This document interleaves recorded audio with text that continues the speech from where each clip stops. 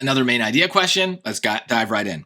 For centuries, the widespread acknowledgement of the involvement of the cerebellum, a dense brain structure in vertebrates, in coordinating motor control in humans has hindered recognition of other possible functions of the structure. So hindered means held back. So that word stands out to me.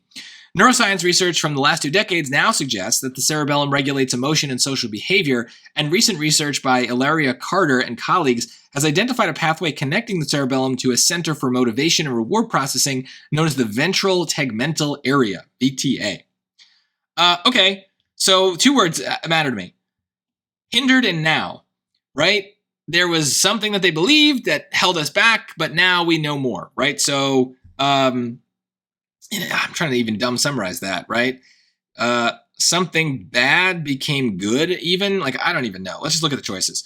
A, the recent verification of a pathway between the VTA and the cerebellum confirms the cerebellum's long-suspected role in motor coordination.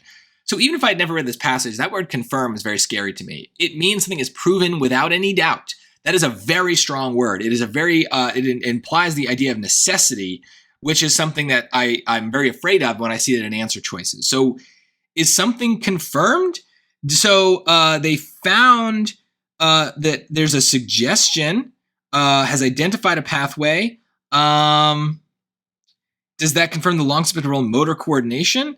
No, because for centuries, the widespread knowledge of the involvement of the cerebellum in coordinating motor control, so they knew that. They already knew that it was about motor control, and now we have emotion and behavior. So motor has become emotion, right? Like, this is suggesting that we've just confirmed the motor thing. We knew that already. So this is just getting the order wrong. But to be honest, I would be skeptical of this choice purely because of the word confirms. And if this were me on the test, I would have just used this word to be like, I'm probably not going to pick this. I wouldn't have crossed it out because I would have needed to do this extra interpretation to actually know for sure that A is wrong. But the word confirm would have been like, it's probably not right. Let's look at B. Recent advances in the field of neuroscience have challenged widely accepted claims about the function of a pathway connecting the VTA and the cerebellum. No, the VTA thing is new. So they're not challenging that. That's the new thing. Maybe that is challenging something else. But yeah, nothing's being challenged here in that respect. So this word, again, is also kind of a strong word. This is just getting the order wrong. C, the cerebellum has primarily been thought, that's a word that bothers me, primarily been thought to regulate motor functioning, but in recent years, neuroscience researchers have been uncovering additional functions. Yeah, that feels right. I mean, it went from being the motor stuff to emotion and social behavior, right? So additional functions can cover that. The word primarily scares me because this is a quantifier word. It's one that makes something seem very, very important. But that's kind of what they said, right? It's a widespread acknowledgement that the cerebellum is involved in coordinating motor control. So that feels to me like justification of the word primarily. Normally that word would scare me just as much as confirm scares me. But here at least I've got some evidence of it.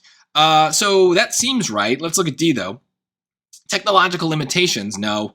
Have historically hindered the study. See what they're doing? Copy paste. The study of the cerebellum, but the recent development of new technologies has led to greater insight into its function. It's not about the technology, right? But here's what they did. This is so mean. In fact, I'm gonna use the highlighter here. They know that for most people, the word hinder is weird, right? It's not. It shouldn't be. It's a common enough word that you should know it. It just means to restrict, to hold back. Basically, the opposite of help. Help means to make something better, improve it. Hinder is the opposite, to kind of hold it back and make it worse. So they're counting on the fact that you don't know that word to trick you. So what they're showing you is, hey, we're going to put this word really prominently in the passage, and then we're going to paste it into the choice. And people will be like, oh, it's about hindering. The cerebellum hinders things. And they're just going to pick D, even though everything else about D is wrong. The only thing that's there that matches is the word hinder.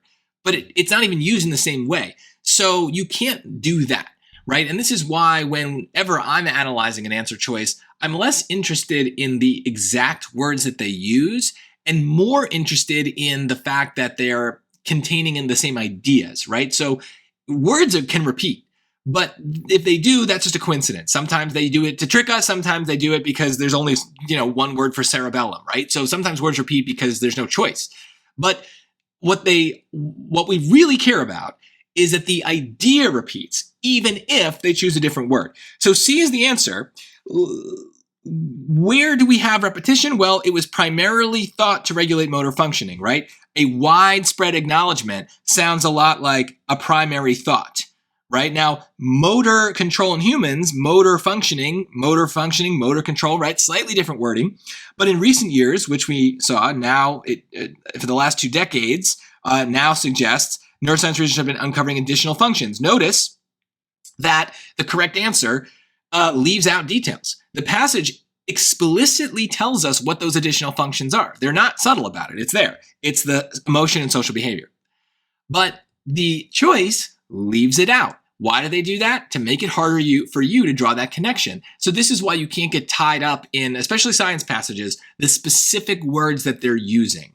They're going to change the words, or they're going to use those specific words to manipulate you. Focus on the ideas that those words convey and be flexible with it, and try to ask yourself, well, is this referring to this other thing that's in the passage? That's the way to do it. And so I'm not bothered by that because the word itself is not what I'm tied to. It's the idea that the words represent.